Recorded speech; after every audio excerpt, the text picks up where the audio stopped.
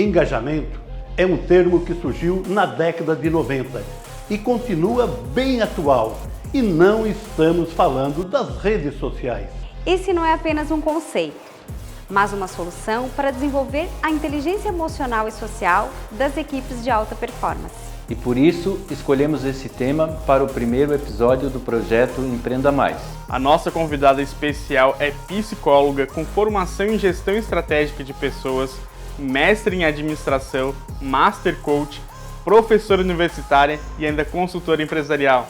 Seja bem-vinda, Rosemary Vieira.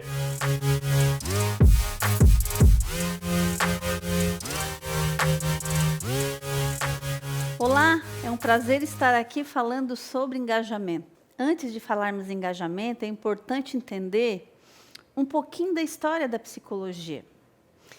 Lá no século XIX, na primeira Revolução Industrial, aconteceu um fenômeno muito importante para a psicologia. A psicologia ela foi chancelada como ciência.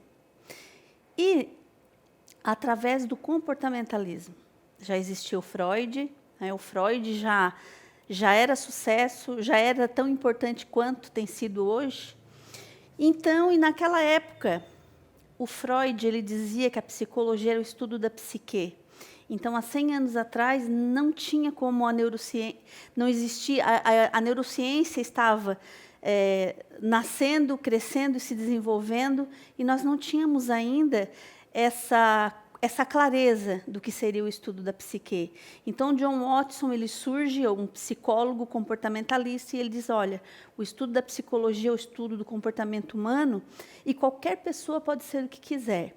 E, nessa época, o Taylor, que é o pai da administração científica, ele já estava no mundo corporativo.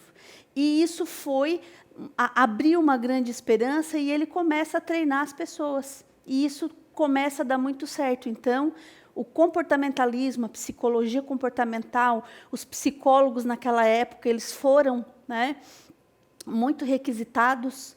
E então, quando chega na década de 60, a psicologia humanista, que é a terceira força, nós temos a primeira força, que é o comportamentalismo, que é através do ótimo. Por que é a primeira força? Porque foi o comportamentalismo que conseguiu trazer uma resposta para aquele momento que fosse mais palpável. Então, a primeira força ficou o comportamentalismo, a segunda força ficou a psicanálise, que foi na mesma época, o Freud já estava ali, mas não tinha como mensurar ainda. E aí, na década de 60, surge a terceira força. E aí a psicologia humanista, através do Abraham Maslow, ele começa a olhar para o mundo do trabalho, para as pessoas, para o comportamento das pessoas e começa a questionar o behaviorismo. Porque o behaviorismo, o comportamentalismo, que é o behaviorismo, a mesma coisa, ele começa a trabalhar, moldar as pessoas para as funções e as atividades, e ele começa a observar que essa produtividade ela crescia. Então, as pessoas cresciam, né, trabalhavam, começavam, inclusive, através dos experimentos do Taylor, elas começam a produzir mais com menos esforço. Só que, na década de 60, o que o Abraham Maslow ele descobre? E ele questiona o comportamentalismo. Ele diz, olha, o ser humano ele não é só uma máquina de produzir alguma coisa. O ser humano ele tem necessidades e ele está adoecendo. Então, nesse momento, quando ele começa a focar no sofrimento psíquico, ele começa a focar na doença, na loucura do trabalho, né? Década de 60, nós já tínhamos uma CLT, né? Lá de 1930. Então, houveram muitos movimentos sociais, né, muitas lutas para que se conseguisse chegar, né, por exemplo, a 44 horas semanais, trabalhava muito nessa época. Então, o humanismo ele foi muito importante, que é a terceira força da psicologia naquele momento, para dar uma freada. Só que ele focou muito na doença mental. E aí, o que o mundo corporativo compreendeu? Que focar na doença mental e começar a apontar o mundo corporativo como culpada de uma epidemia, né, de problema de saúde mental relacionado ao trabalho, então o mundo corporativo começa a dar uma freada, uma segurada, e os psicólogos ficaram um pouquinho na geladeira. um pouquinho até a década de 90. E quando chega, então, na década de 90, né, o que começa a acontecer? Surge um movimento da psicologia organizacional que trabalhava na área de gestão de pessoas, porque a psicologia organizacional em si, né, a especialização de psicologia organizacional, ela vai estudar justamente a saúde mental do trabalhador. E a gestão estratégica de pessoas, a psicologia voltada para a gestão, ela vai trabalhar, ela vai trazer a saúde mental para potencializar e melhorar a performance dentro do mundo do trabalho.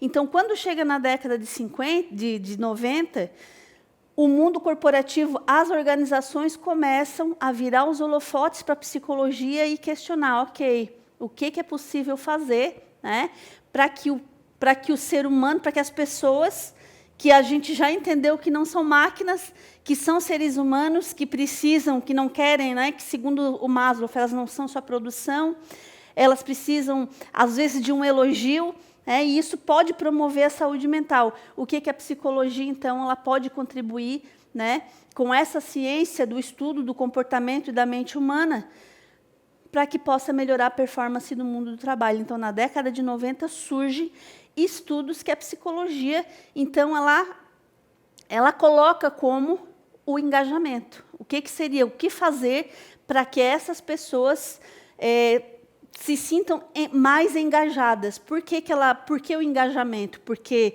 naquela época da loucura do trabalho, surge, então, uma doença, né, relacionada ao trabalho chamada síndrome de burnout, né, ou de burnout, como algumas pessoas falam. O que seria essa síndrome de burnout? Ela vem em antítese ao engajamento. Né? O engajamento vem em antítese à síndrome de burnout, porque as pessoas estavam trabalhando, e estava gerando um estresse agudo, e nesse estresse agudo estava indo para o nível hard de estresse. E esse nível de hard de estresse estava fazendo com que as pessoas elas diminuíssem toda a sua capacidade, né, laboral. E tanto que a própria síndrome de burnout, né, ela é dividida em 3 dimensões: exaustão, cinismo e falta de eficácia para o próprio trabalho. E aí, essa síndrome de burnout, por exemplo, a grande maioria das pessoas que desencadeia, né, que abre o cadeadinho dessa síndrome de burnout, ou até mesmo o estresse agudo, ela não consegue voltar para a mesma atividade. Ela fica completamente incapacitada. Então, uma das questões, né, uma das orientações por parte da psicologia, muitas vezes até da psiquiatria, porque se tornou um transtorno psiquiátrico, né? Tanto o estresse agudo está dentro do DSM-5, que é o Manual de Diagnóstico para Transtornos Psiquiátricos, tanto o estresse agudo quanto a burnout estão lá dentro desse DSM como transtornos psiquiátricos. E a burnout, então, ela é um desgaste total, que a pessoa recomendado que a pessoa volte, né, saia daquela atividade e vá para outra. Um exemplo disso é bem comum encontrar professores, né, professores de várias áreas, ou de classes, ou de escola, se é pública ou se ela é particular. É muito comum encontrar professor que desencadeou essa síndrome. E é bem comum, é mais comum ainda, quando ela desencadeia essa síndrome e ainda não está no tempo da aposentadoria, o próprio Estado, né, a própria Secretaria de Educação, ela recoloca esse professor em alguma atividade administrativa. Por quê?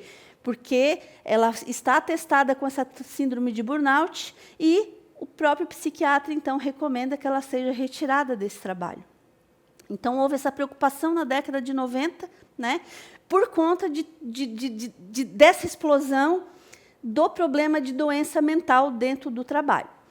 Então, na questão da exaustão, seria, de fato, assim, a pessoa ela perde toda a sua capacidade, por exemplo, ela fica impaciente, ela fica agressiva, ela fica muito nervosa.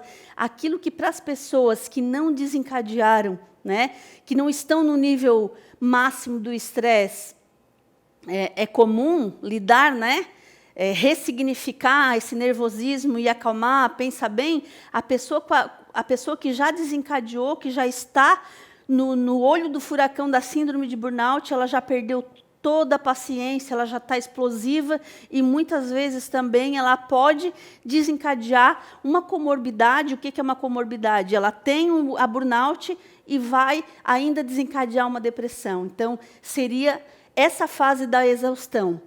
Na fase do cinismo, é muito interessante porque a pessoa, de fato, né, ela fica realmente cínica. Ela não dá mais bola para nada, ela não quer mais nem saber de nada. Ela diz, quer saber, isso não dá mais certo mesmo. Ela já começa, então, né, ela começa, a forma dela de relacionamento, ela começa a diminuir, começa a ficar fria. Os relacionamentos interpessoais dela começam a ser afetados, inclusive em toda a equipe, em todas as pessoas que estão junto, porque fica uma pessoa quase que impossível de conviver. Então, se ela tem, por exemplo, se ela está num cargo de gestão dentro de uma organização, ela vai afetar todo o resto da equipe. Né? Então, o cinismo também é uma das características da burnout. E exaustão, o cinismo e a falta de eficácia. Essa falta de eficácia no trabalho, a pessoa vai diminuindo drasticamente toda a capacidade laboral. Então, a pessoa era organizada, ela começa a se desorganizar, a pessoa não consegue mais concluir a tarefa, atingir as metas organizacionais, porque ela começa a ficar toda afetada. E é muito interessante pensar, né, que quando nós estamos... O cortisol, ele é o hormônio do estresse. Né? E o hormônio do estresse, ele é responsável por fazer com que, quando nós estamos numa situação de problema, nos ajuda a resolver o problema. Ela aumenta o cortisol, no momento da pressão, nos ajuda a resolver problema complexo. Acontece que, quando a pessoa começa a entrar no problema e não na resolução, começa a achar que aquele problema ele é muito grande, de fato ele vai ficando maior e o nível de cortisol ele vai aumentando. E vai diminuindo, então, o próprio cortisol, ele vai diminuindo a minha capacidade de aprender, de ter foco, a capacidade, ele diminui toda a minha capacidade cognitiva. Então, né, na falta de eficácia, isso aí é uma das características, né, do próprio burnout. Também essa falta de eficácia profissional, ela vai diminuir, por exemplo, ela vai atrapalhar muito, prejudicar muito no crescimento pessoal e profissional dentro da empresa. Então, ela começa a não querer participar mais de treinamento, ela não consegue mais aprender novas atividades, e aí ela vai diminuindo, né, toda a sua capacidade de performar dentro da função.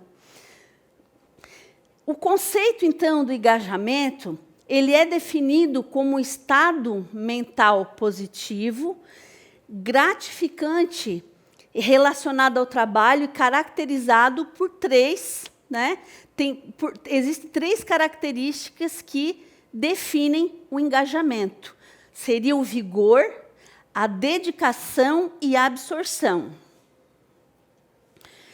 Não se trata, então, de um estado momentâneo específico. Ela vai acordar para o trabalho, primeira coisa que vem na mente, vou trabalhar. Quando a pessoa, até uma dica, né? Quando a pessoa acorda, abre os olhos, e ela pensa assim, puxa, que saco, vou trabalhar, já é um indicador de que ela já está desencadeando um estresse agudo.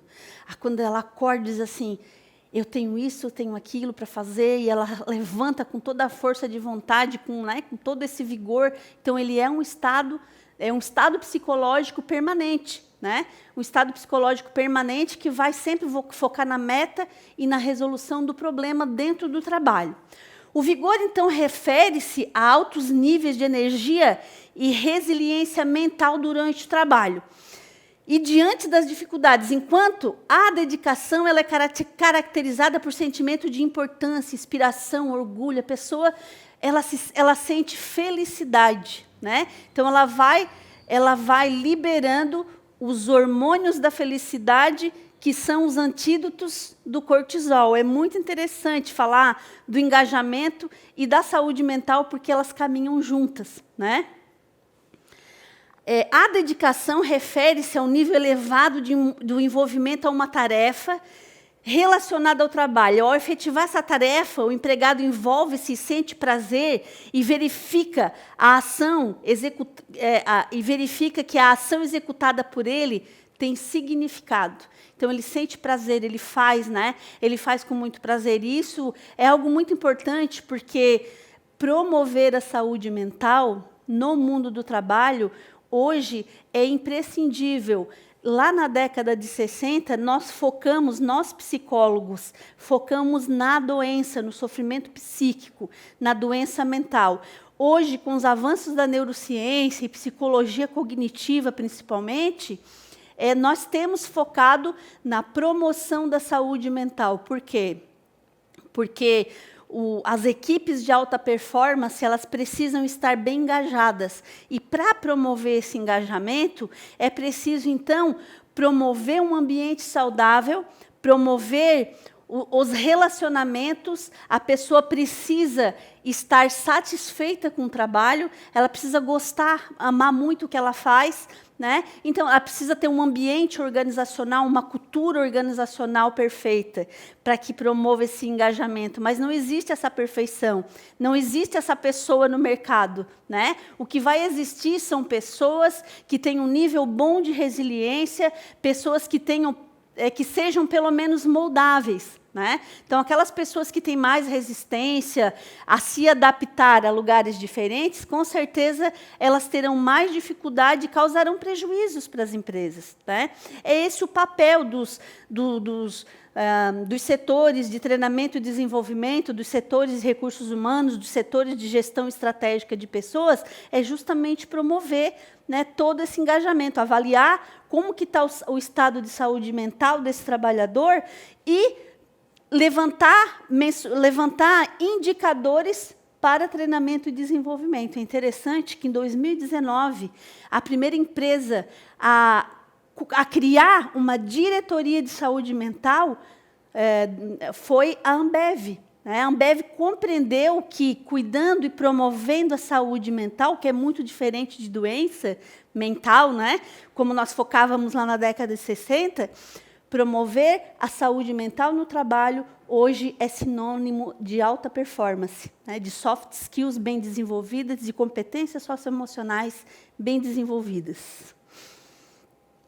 A absorção refere-se a estar totalmente concentrado e absorvido no trabalho, né? Lembrando, então, que quando os níveis de cortisol estão menores e os níveis de hormônios da felicidade, quem são esses hormônios ou neurotransmissores? Endorfina, serotonina, né? Ocitocina, eles vão melhorar toda a nossa capacidade, principalmente atenção e concentração. Então, atenção e concentração, elas serão ampliadas quando há satisfação do trabalho, quando o ambiente promove esse engajamento. Então, em suma, né, o engajamento do trabalho é um conjunto de expressões físicas, cognitivas e emocional durante a execução da atividade do trabalho, né? Então, tem um autor, inclusive, que ele divide esse engajamento no trabalho em 3 dimensões. E aí é bem interessante, porque ele traz aqui, né, ele divide em significância, segurança e disponibilidade. E ele traz aqui algumas definições, alguns componentes de experiência que eu gostaria de ler, né? Na significância, então, ele diz que é a sensação de retorno do investimento próprio em desempenhar o cargo ou papel da organização. Quando a pessoa ela investe na profissão e na carreira, por exemplo, ela vai ver, ela vai observar, ela começa a observar que ela gosta do que ela faz. Quanto mais ela faz, melhor ela fica, ela vai se tornando hábil, e aí ela vê que, né, esse investimento foi bom, foi interessante para que ela possa performar no trabalho. Na segurança, a sensação de estar apto para se empregar e se colocar sem medo de consequência negativa para a autoimagem ou status da carreira. E A disponibilidade é a sensação de possuir recurso físico, emocional, psicológico, investir em si próprio e desempenhar o cargo. Como fazer para identificar se uma pessoa está engajada, desengajada ou muito desengajada, ou se eu estou engajado, desengajado ou muito desengajado? Então, uma pessoa engajada, ela terá todas essas características, né, envolvida no trabalho, ela ama, ela veste a camisa, ela trabalha em equipe, é uma pessoa que está sempre focada na resolução e não no problema. Essa é a pessoa engajada.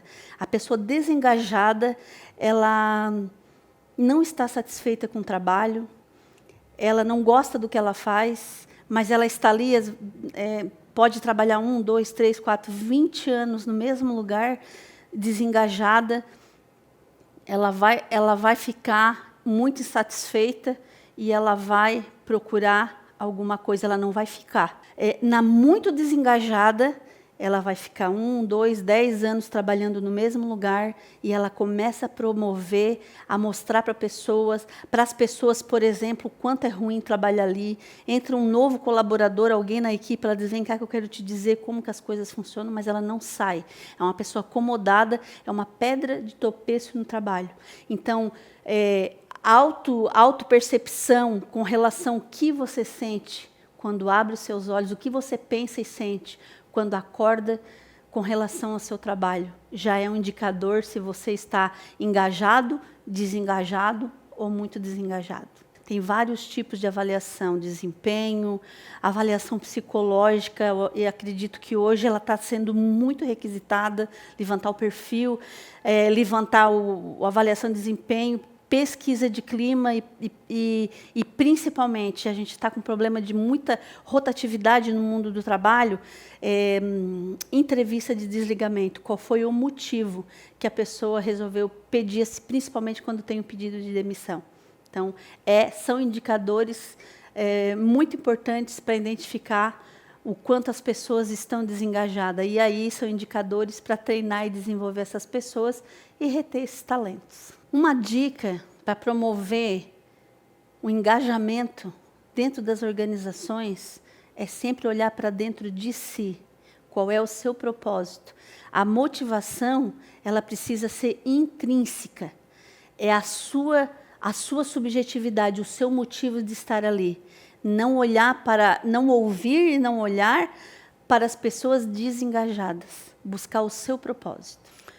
Espero que esse conteúdo tenha sido muito importante para a sua vida pessoal e profissional. Se você gostou, compartilha e indica para as pessoas que você entende que precisam, nesse momento, estarem engajadas no mundo do trabalho.